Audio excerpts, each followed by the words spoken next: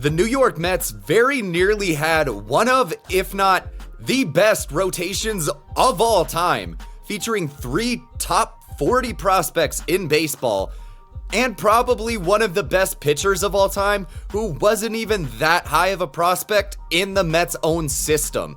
So today, let's deep dive into how the Mets nearly had one of the best rotations ever and what ended up actually happening. Before we get into that, real quick, drop a like on the video if you're a fan of baseball. It helps spread it out to other baseball fans as well. And make sure you subscribe to the page because you don't want to miss out on any baseball content just like this video that we're going to have on this channel. So, the Mets. Oh man, the Mets. They at one point had Zack Wheeler, who was ranked as high as a number 8 prospect in all of baseball, Noah Syndergaard, who was ranked number 10, Matt Harvey, who was ranked number 38, and a little known guy named Jacob deGrom, who only appeared as the number 12 prospect in the Mets system at his highest point. But all of these guys showed flashes of just being phenomenal pitchers early in their Mets career, and most of them throughout significant parts of their career. So how did the Mets go from having all of these guys in the organization, in the rotation together at one point, and not have one of the best rotations of all time? First, we start in 2009, where 6th overall, Zack Wheeler was drafted by the San Francisco Giants. So we'll get to him in a second. 2010 is where the story really picks up. 7th overall, the New York Mets drafted Matt Harvey. 38th overall, the Toronto Blue Jays drafted Noah Syndergaard, and all the way in the 9th round, 272nd overall, the New York Mets drafted Jacob deGrom, which just goes to show you don't have to be one of these top guys to still turn into one of the better players in baseball.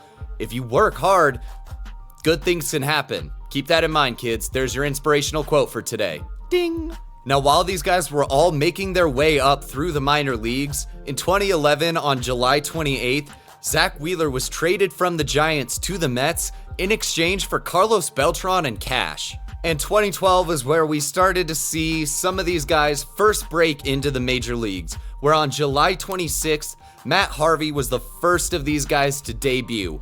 And from 2012 to 2015, Harvey was one of the best pitchers in baseball. 65 games started for 427 innings with a 2.53 ERA, a 1.46 ERA plus, 2.65 FIP, 4.78 strikeouts per walk, and he was an all-star and finished 4th in the Cy Young in 2013.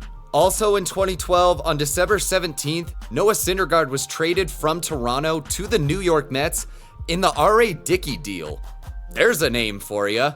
2013 was where we saw Zack Wheeler make his debut on June 18th, and between 2013 and 14, Wheeler made 49 starts for 285 1/3 innings with a 3.5 ERA for exactly a 100 ERA plus, a 3.77 FIP, and 2.17 strikeouts per walk.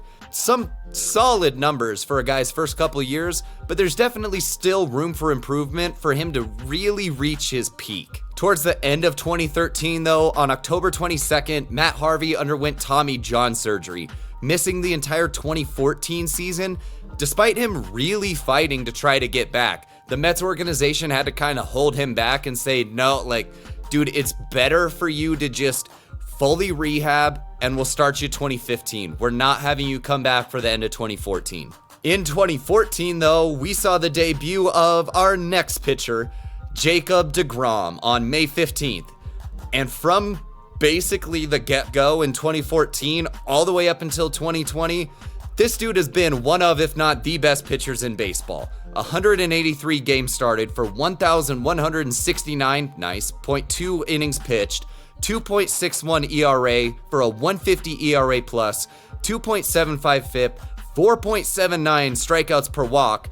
He's been a 2014 Rookie of the Year, 3-time All-Star, and won the Cy Young twice. Oh my God. 2015, the Mets got Harvey back like we talked about earlier, but on March 16th, they lost Zack Wheeler to a torn UCL, and he had Tommy John surgery as well, missing all of the 2015 and 2016 seasons after he had multiple setbacks in his rehab. Despite losing Wheeler, the Mets gained a big piece as Noah Syndergaard made his debut on May 12th, and from 2015 to 2018, this dude was the god of thunder himself, making 86 starts for 518 and a thirds innings, a 2.93 ERA for a 132 ERA plus, to go along with a 2.66 FIP, 4.94 strikeouts per walk, and he was an all-star in 2016. So now the Mets have all of these guys up at the major league level, ready to go at the same time. But unfortunately, they would never be in the rotation at their peaks together between the injuries that had started to pile up already for Wheeler, and this was the beginning of the end for Matt Harvey. 2016 was where we saw the Dark Knight fall, and he wouldn't rise again. That was a terrible pun, but fuck it, let's just go with it. From 2016 to 2018, Harvey made 63 starts, going 340.1 innings with a 5.39 ERA, a 76 ERA plus, 4.76 FIP, and 2.51 strikeout to walk. This is where we started to see some of the stuff that we're going to talk about in a second catch up to him, but injuries started piling up as well. On July 8th in 2016, he had season-ending surgery for thoracic outlet syndrome. 2017 was another just up and down year for the Mets. They got Zach Wheeler back, who made 17 starts going 86 and a third innings with a 5.21 ERA, 79 ERA plus, 5.03 FIP, and 2.03 strikeouts to walk. So the rehab, the injuries, all of that was still affecting him, and he wasn't quite back to the guy that he would end up becoming. Noah Syndergaard also ended up missing 5 months of 2017 due to injuries, and we continued to see the unraveling of Matt Harvey. On May 7th, he was suspended 3 games for violating team rules when it was believed that he was out partying the night before and missed being at the stadium when he was supposed to be. On June 15th, 2017, he had surgery for a stress fracture in his scapula. So these injuries, along with his off-the-field issues, were just continuing to pile up and affect him. 2018 was where we saw Zach Wheeler start to become the pitcher that he would end up being, as between 2018 and 19, he made 60 starts going 377.2 innings with a 3.65 ERA for a 1.07 ERA plus, a 3.37 FIP, and 3.56 strikeouts to walk. Noah Syndergaard continued to miss some time due to various injuries, but he still made 25 starts in 2018. But this year was where New York was done with Matt Harvey, and the Dark Knight would be no more. He was DFA'd on May 4th and ended up getting traded to Cincinnati on May 8th. After his couple of bounce-back seasons from his injuries, the Mets were still hesitant to give Zach Wheeler the kind of deal that he was looking for. Philly wasn't though, and on December 9th in 2019, they signed him to a 5-year, $118 million contract. After a couple of injury-riddled seasons, Noah Syndergaard finally had a full 2019, making 32 starts for 197.2 innings, but a 4.28 ERA and a 96 ERA plus. He still had a 3.6 FIP and a 4.04 strikeout to walk, which show that he was still probably a fairly good pitcher. There might have just been some unluckiness to go with this. But the Mets had a very perplexing strategy when it came to him, as Noah Syndergaard had a 2.22 ERA throwing to the backup catchers that season, but starter Wilson Ramos was having a pretty decent offensive season, so they kept going with him when Syndergaard would pitch, even though Syndergaard had a 5.09 ERA throwing to starter Wilson Ramos. Elsewhere, Matt Harvey continued to just unravel between 2019 and 21, where he made 44 starts, going 199 innings with a 6.83 ERA, 66 ERA plus, 5.41 FIP, and 2.03 strikeouts to walk with the Angels, Royals, and Orioles over this time.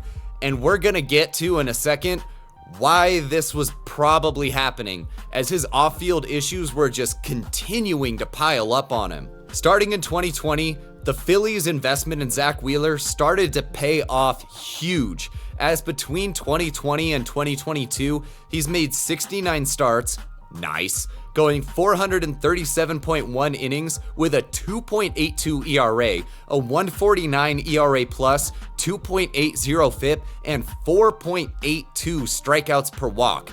This dude has been really, really good and anchored their rotation. Now, for every guy like Zack Wheeler who seems to bounce back from injuries and not let it affect them long term, you gotta feel bad for the guys like Noah Syndergaard, who just can't seem to get away from them. In 2020, in the spring, he had Tommy John and ended up missing the entire season. And now we get back to Jacob deGrom, who, in a similar vein, between 21 and 22, he's still one of the best pitchers, if not the best, when he's on the field. Because during these seasons, he's only made 26 starts, going 156.1 innings, but he's had a 1.9 ERA, a 2.08 ERA plus, 1.6 FIP, and a ridiculous 13.05 strikeouts per walk. He's been an all-star last year and just continues to have to keep battling these injuries. Like I said, when he's on the field, he's still insanely good, but it's when he can stay on the field. I said it in a different video, if I'm the Mets, I'm calling anybody and everybody in the NFL to get my hands on Toradol, because we're keeping this dude on the field. I don't care what it takes. And man, at this point, I just feel horrible for Noah Syndergaard.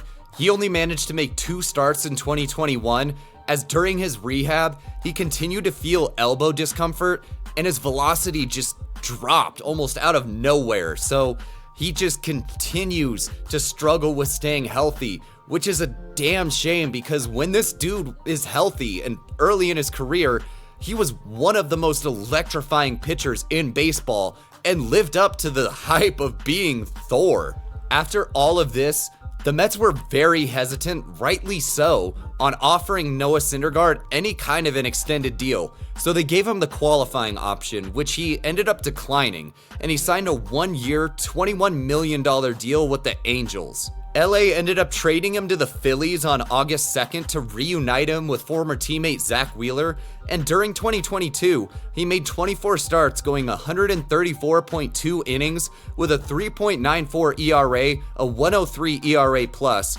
3.83 FIP, and 3.06 strikeouts to walk. Hopefully, we start to see him get healthy and bounce back to the pitcher that he was. This is the part of the story that I really don't want to have to do. But on May 17th in 2022, Matt Harvey was given a 60-game suspension for participating in distribution of a prohibited drug of abuse in relation to Tyler Skaggs' overdose death when he was with the Angels. Harvey admitted that he was regularly using cocaine when he was with the Mets and the Angels, and that he took Percocet in the dugout and clubhouse in his time with the Angels. It's just sad, man. Like, you hate to see somebody who is so talented just throw everything away because he couldn't get the rest of his outside life in order, and to let these kind of things just completely unravel a talent like this. You just hate seeing it. It's like seeing a guy get injured and just not be able to live up to his potential. But that's something outside of the guy's control. Like, when you're engaging in this kind of stuff, I just don't want to have to talk about it anymore. So now we sit after the 2022 season, and none of these guys are officially with the Mets anymore. Harvey was traded away. Wheeler signed as a free agent somewhere else, along with Syndergaard. And deGrom is now currently a free agent, and who knows whether he's going to come back or not. So to have all of this talent potentially in your rotation, and due to injuries and off the field issues and just all of this stuff that can and does happen throughout Major League Baseball, you're left sitting here wondering, what if? So now leave a comment down below and let me know, what do you think this Mets rotation could have been? Would they have been an all-time rotation, or was this kind of the way that it was, I guess, clearly meant to play out? I hope you enjoyed the video. If you did, drop a like. It not only helps support the channel, but it helps spread it out to other baseball fans so they can enjoy it as well. Also, make sure you're subscribed so that you don't miss out on any of the content we have coming out on the channel, as well as supporting the channel and helping it grow. New videos out every Monday. I hope you enjoyed. Have an awesome day, and I'll see you in the next one. Later.